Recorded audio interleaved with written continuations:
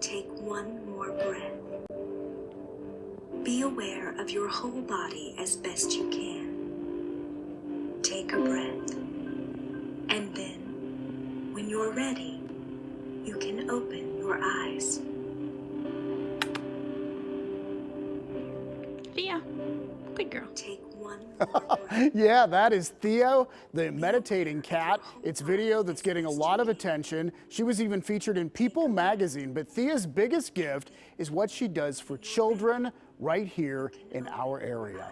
Thea is one of the animals with Paws for Empowerment. The 4-year-old Sphynx cat helps local children, the only cat in a team of animals working with survivors of domestic violence at a place in the North Hills called Crisis Center North. And joining me now to tell us what Thea and the other animals do is Thea's handler, Sydney Stevenson, and also Thea is right there. First off, thank you for joining us, and let's talk first about Thea meditating. I mean, the video is amazing to watch. How did you teach her that? How does that happen? So the interesting thing about working with animals is that they're very spontaneous, and you can use that in your sessions. So I didn't actually have to teach her that. You just kind of observe what your animal partner is doing, and anything that is applicable to the client, you build on that. So I was working with a client who had a lot of anxiety and was really struggling to relax. And I noticed that Thea looked very calm. And so I had the client kind of observe that and just thought, well, this would be a great opportunity. Let's see if we can do what Thea is doing. And kids are able to learn from that so much better than if we just tell them, all right, now you're going to close your eyes and take a deep breath. And when we train animals, we actually call that capturing. If they're doing something that they would naturally do and you want them to keep doing it, you pair it with a click like this, and then you give them a treat and they learn to start doing that more. Wow. Now, as you mentioned, Thea works with children. She normally works with children. Tell us how she is able to help and why she's so good at this. Like, she seems really well suited for this, right? She is, yes, actually. It's for two reasons. So kids just love animals naturally, but then Thea's a really special type of cat. She's what's called a Sphynx cat. And Sphynx cats are more like dogs than cats. So she's very affectionate. She's very playful.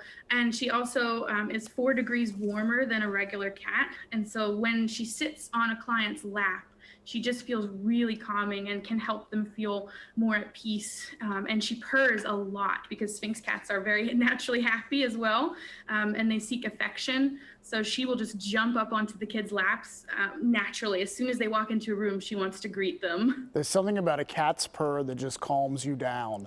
Absolutely. So Paws for Empowerment, Thea is the only cat. They also use dogs. In fact, one of them has even gone into court with victims. Tell us how the dogs are used.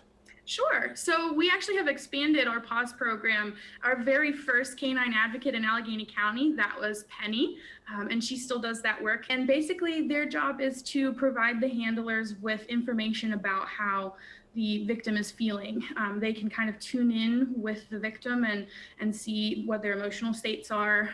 And then the handler observes the dog and gets information and feedback about how the client may be feeling.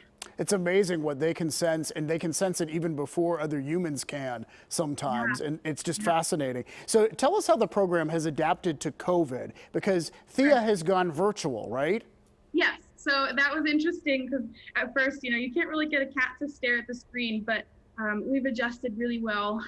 Some of our animals are still doing in-person work, so we call them our own personal COVID heroes. So the 2 court dogs, they still do go to court. And they're working with clients directly. But Thea is virtual, and so we do things like she has a whole dress-up closet, and the kids get to pick out what outfit I put on her, or she has a home obstacle course, and like I have the clicker, but the kids will tell me when to click, and they'll tell me when to give her treats.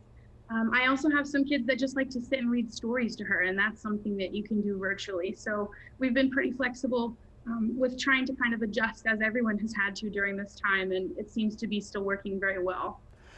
It's fascinating work, and what wonderful things that you guys do. Thank you so much for joining us to talk with us about this.